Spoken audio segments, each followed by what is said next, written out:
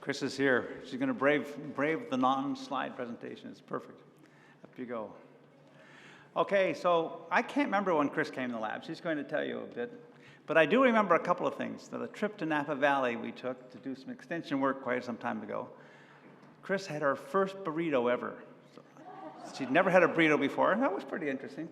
And that same trip, that summer on a trip with Eric around the wilds of Texas, we found out she'd never seen a cactus before either, and she actually had to prick her finger with one, so she took the whole experience. You can fill in the gap. Okay, thank you, thank you. Oh my gosh, it's so much fun to be here and see everybody. It's like this wonderful trip down memory lane. And yes, I don't have slides because I got my first cell phone as I was leaving graduate school, and I wasn't much of a picture taker before then, and if any pictures I had would be buried under my 5-year-old's Legos somewhere. So yeah, sorry, no slides. But Andy, to remind you, I first met you in the spring of 2000. It was recruitment weekend for the genetics graduate group at UC Davis, and I was in the process of making that next big decision in my life, choosing graduate school. I'm from upstate New York originally. I had no interest in a career at the time. I just wanted to keep learning. I wasn't really thinking about career. I just wanted to stay in school. But before I met Andy, I did my homework. I read most of what I could get my hands on about phylloxera and biotype B and rootstocks and AXR, and that story just captivated me. How some cultivated plant species, nearly as old as written history, could spread itself successfully around the world and then crumble to its knees because of a root louse was just fascinating. How all the naturalists and explorers and scientists had pretty much brought this on themselves in their travels to and from the New World to Europe, and then back and forth again to try to find a solution was just like really good drama. And when I told Andy that I was interested in working on rootstocks and phylloxera, he said, well, I already have a student working on that. What about nematodes? And I just looked at his enthusiastic smile and said, sure. He's very convincing that way. Something about that smile. You just say, sure, okay. So step one of being a good graduate student, as many of you have attested to today, is to earn your keep. So early on, it was clear I needed to prepare myself to be a TA for the 101 A, B, and C classes. But first I had to take them. So originally, I just took it all in. I did the readings, sat through the lessons, spent time in the vineyard learning about the ampelography and rootstocks, pruning, vine training, and vine balance. That concept clearly stuck. It took me about 0.2 seconds to come up with my consulting name when I started my own business, Vine Balance Consulting. So the second time around, it was as a teaching assistant. So again, I kind of took it all in, and I got to drive the van, students in the van out to the field, and I got to set up the quizzes. I never saw the sticky notes. That must have been like after. And I realized that as I was listening to the lectures again, there were kind of two sets of notes going on. There were the handouts that I passed out, and there were the lessons from Andy, and then there were the stories. So Andy's stories about viticulture, about the industry, various quotes and musings, his quick little side comments were really a whole different level of education. So by the third and the fourth time I got to TA those classes, and maybe even a fifth time, I was there for a while as well. It was pretty common. We wanted to stick around. I just sat and listened, and I started to anticipate the stories, and that's where I got hooked on viticulture and realized that I wanted to experience for myself what was going on out there. I wanted to work in the intersection between the science I was learning and the practical challenges of what was going on out there in the field. So one of my favorite stories Andy told was about him sitting in the audience at a conference at some point in his career, and the presentation was about rootstock susceptibility to phylloxera.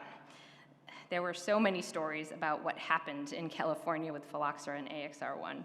And I won't be able to tell the story like you did, Andy, but at some point in the program, it was clearly presented that yes, AXR or phylloxera could cause both nodosities and tuberosities on AXR, at which point some French researcher turned to you and said, "And see, it's in English."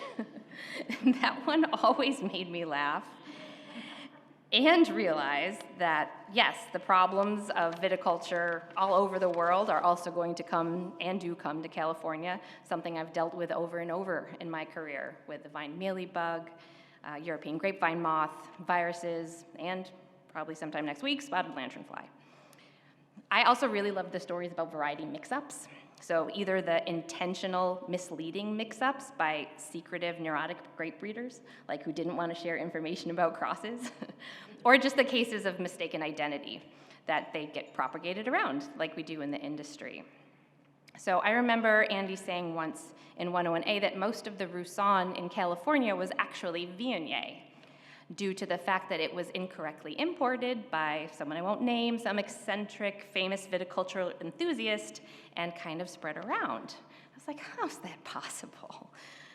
Lo and behold, one day I was in a client's block of Roussan, one who did not heed my UC Davis degree advice and buy clean plant material, but preferred to take sticks from other famous vineyards, and it happens. And I thought to myself, that's not Roussan. That sure looks like Viognier. But the winemaker was so adamant. Chris, it's Roussan, believe me. I've made Roussan before. It's Roussan on the nose, it's Roussan in the tank. It is absolutely Roussan. That I dropped it. But I kept going back to that vineyard week after week. And then a couple years in a row, and I developed this profound need to be right. Very profound. So I put my ampelography skills to the test. Not only was I sure it was Viognier, it was directly next to another block that was correctly labeled Viognier, and to someone who took 101A like 6 times, they were the same. So I made this comment frequently enough, and I told Andy's story frequently enough that something must have clicked in their brain, and eventually they allowed me to send in samples for DNA fingerprinting. They weren't going to just believe me. They wanted to see the DNA results. And I was right. It was all Viognier, which proved not only did I really learn ampelography from Andy, but that all of his stories in the industry are not only funny, but they're true. And I've got so many of these stories I've filed away mentally.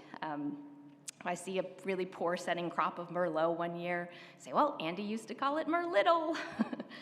And sometimes looking at a really great crop of Clone 4 Chardonnay, I think of Andy's stories about Harold Olmo and his contributions to clonal selections in California. Andy had great stories about Dr. Olmo, and I only got to meet him a couple of times, but there is a sentence underlined multiple times in my 101A notebook, which I still, of course, have, that says, Olmo did ampelography using seeds. It's like, seeds? Oh my gosh, I remember learning that while I was just trying to get my Bordeaux varieties straight. And I thought, wow, talk about someone who knew his species of study to the very nuance, the very nuance. So, of course, Andy's understanding and identification of grape species is unparalleled. We know that. For all of you who got to do collecting, and I got to go on a trip as well, I remember him having the lab run the fingerprinting on all the DNA selections he brought back from those collecting trips. But first he would guess and obviously say what he thought the species was himself, and not just the obvious species. This is Arizonica, this one is rupestris, this is probably a hybrid between the two, but sure enough, he did not need the molecular markers to know exactly what was going on out there. He didn't need them to tell him that was Arizonica, that was Gordiana, that was something else mixed in with something else from over there. He just always knew, and he gets them right all the time.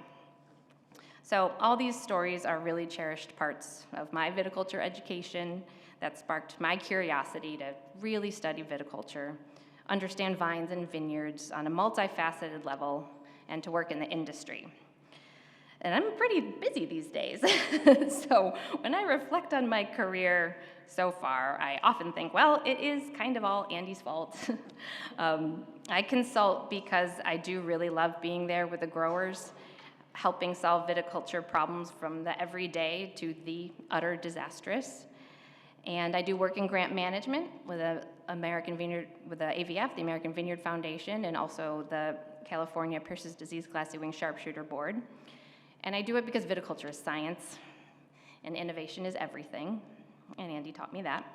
And I even still teach a little bit. I teach viticulture for winemakers for the UC Davis Extension program, because there is nothing like seeing that passion for viticulture ignited in someone else, especially if they thought they were going to be a winemaker.